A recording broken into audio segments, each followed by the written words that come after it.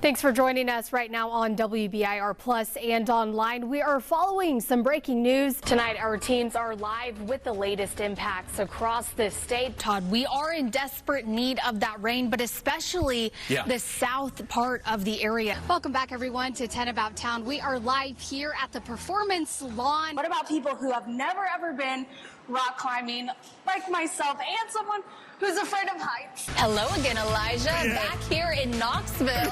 Tennessee softball was hot today, and baseball. Yes, they were. Right now, we are following that breaking news out of Rhode Island after authorities say multiple people were shot. He thanked his wife and his sons, and he talked about the toll that this campaign took on his family. I can't even laugh at the people falling because that would be me if I tried to go ice skate too. I mean, just remember that we can see you. If you all just... Two students at the University of Tennessee are helping highlight independent musicians right here in the scruffy city. Tonight at 7 o'clock, it's basically like you're stepping back into the 1920s. Katie, I am multitasking. This is going to be very embarrassing or very impressive. I'm already out of breath. The event officially starts tomorrow, but today, as you can see, is the kickoff ahead of the competition. You all also have a lot of different theme nights. Can you tell us about some of the theme nights y'all will have this season? Statements of spring are in full bloom, which means the dogwood trails are officially open here in Knoxville.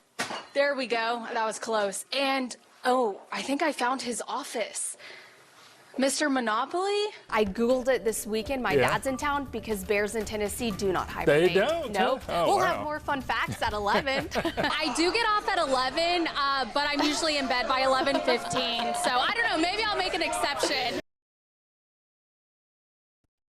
Dozens of people have lived here in the Sunshine Hills community for decades, including Ellen Keller. Thankfully, she was not home whenever the tornado hit, but whenever she did return home, this is what is left of her house. Every home has a story. My kids lived here for a long time until they grew up and went away. So, but yeah, a lot of memories, but I still have the memories. This home's story holds chapters of memories and all the people who have come through. This home would contain 30 chapters. Each for a year, Ellen Keller has lived inside. It was the living room.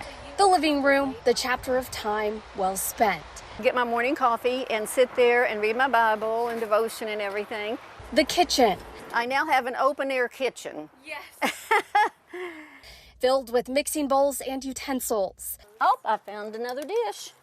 Would be the chapter of recipes and cooking for people she loves. Family and things at church. And each bedroom is a chapter about growing up for Ellen's two kids. Those two were their rooms, this was my room. And items sprinkled around are the sentences for each chapter. My gardening hat. I don't think I'll be using it anytime soon. Yes, my TV. Somehow I don't think it's going to work. But some of those chapters, of course, do include heartache, like this one. When you see them on TV, you think, oh, how horrible, how horrific. Yeah. But it's a different experience. But Ellen Keller says the tornado that devastated the Sunshine Hills community in Kentucky is just another chapter, not the end of her book. People say, are you going to rebuild, or what are you going to do? I don't know. I just know what I'm doing today. The last chapter of this home's story is about survival. I'm so glad you're alive, Robert. Oh. The ride of my life that I never want to experience again. But Ellen's story will continue, her newest chapter, dedicated to love. Much hate in the world, but oh, this is pure love. Godly love, because that's what all the people need right now. Now, Ellen says everything she lost is just material items. However, she is just grateful to be alive. Reporting in London, Kentucky, I'm Shea Smith. You can't find a shortcut to beat when you're playing with people's lives. So they didn't look at what it cost me. After 3 years, Tyrone Ferguson says his name has finally been cleared after being wrongly accused of shooting someone during a road rage incident. Regardless of medical records and bullet holes that show Tyrone did not shoot anyone, the past still lingers. People can look at it, well, he's just mad, he's just ill. I'm upset because I have to start over.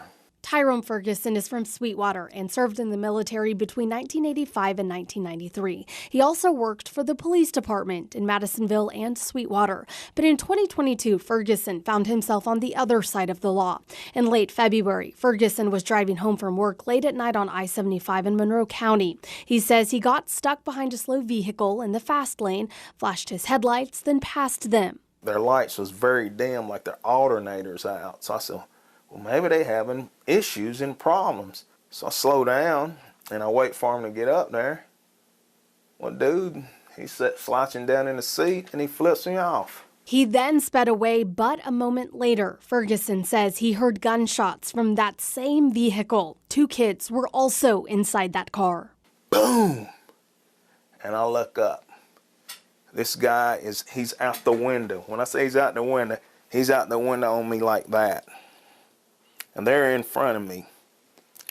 So I look up, I was like, I'm saying to myself, this guy just shooting me? Ferguson says he grabbed his own handgun, and while still behind their SUV, he guesses he shot 4 or 5 rounds in the air to scare them off. A few hours later, he got arrested. Monroe County authorities charged him with aggravated assault after the passenger in the SUV from the highway was taken to the hospital with a gunshot wound. And as he was interviewing me, he said, well, this guy got hit. You shot him. I said, shoot nobody. He said, you shot him. I said, no, I ain't shooting nobody. Ferguson says he sat in solitary confinement in Monroe County Jail for several days. The alleged victims were Ashley and Patrick King of Georgia. 10 News interviewed them soon after the incident, but Ferguson says they are not victims, and this was not a case of aggravated assault, but a case of modern-day racism. They just went on and said, well, there's a black guy. He's trying to get in the gang. He's a thug. He's this and that. It was just a thing that I'm a black man, and it was a white lady who did all the complaining, and that's the way our world is. It's racism. Racism's always going to exist. Ferguson says evidence collected in the case raised obvious questions about what happened that night on the highway. The proof showed that he shot himself. From the doctor's records, he shot himself. Accidental handgun discharge and malfunction. The small caliber gun that Ferguson says Patrick King used was not found. What was found in their vehicle, though, marijuana, Ziploc bags, and other drug paraphernalia. Investigators did not charge the couple with any crime. In August 2023, Ferguson went on trial. That's when Ferguson says he and his attorney got a surprise. It floored us when somebody said, oh yeah, there are bullets in the car. Ashley King testified that bullets were found in her car. That information had never been given to the defense. This is one of the 2 most egregious acts that I've seen in practicing for 48 years in the state. The judge declared a mistrial. Records show after the mistrial, the alleged victims told prosecutors they did not want to come back to the state because in part of Tennessee's marijuana laws. In September 2024, Stephen Hatchett became district attorney of Monroe County. By December, he dismissed Ferguson's case with prejudice, meaning it cannot be raised again. In a written order, the state was ordered to pay attorney's fees to defense counsel for post-mistrial hearings. It is a very rare thing that a judge orders a prosecutor to pay attorney's fees. I don't know that I've ever seen it. Ferguson says this case was mishandled, lacked evidence, and was drawn out far too long.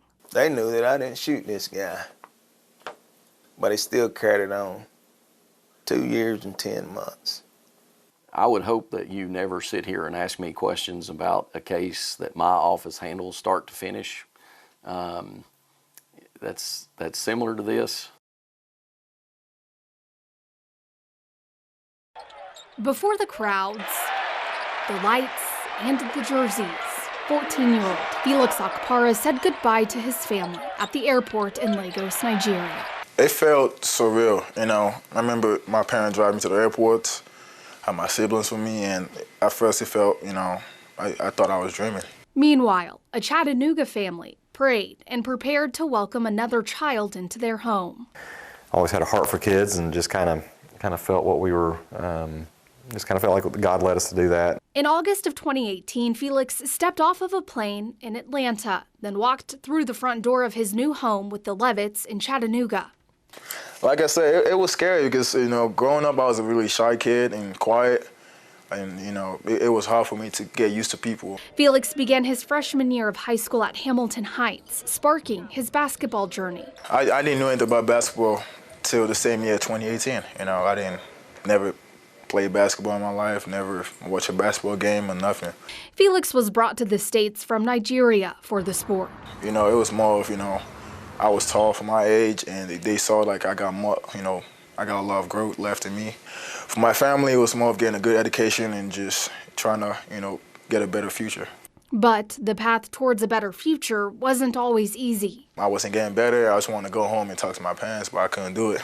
But slowly, Felix gained another family. I always wanted him to feel welcome and not feel like he was a stranger or just a visitor in our house. After just playing basketball outside a bunch, like I would just go down and ask him if he wanted to go play basketball, and after a couple of weeks, we just started really getting close. About a year later, in 2019, Felix's brother David was brought to the United States for the same reason. That was the goal, to find a family that was, accommodating as the Levitts were. And I mean, that's pretty much what our parents were told and all that kind of stuff. But the path was totally different. They had us doing whatever they needed help with. It was football, baseball, I mean, clean up the school, think care of like whoever was, at the school and stuff like that. David says his school and facility was not what his family in Nigeria was promised. He also had little communication with Felix or his parents. Even the times when I would ask for permission to go see my brother or go to vacation with them, it was always like a grumpy yes. It wasn't like oh yeah, you go do that. It was always like, why do you want to do that? What's your plan? And even after saying yes, there's like rules, like you know what you're supposed to talk about, you know what you're not supposed to, stuff like that. In June of 2020, David was allowed to go on vacation with the Levitts and Felix.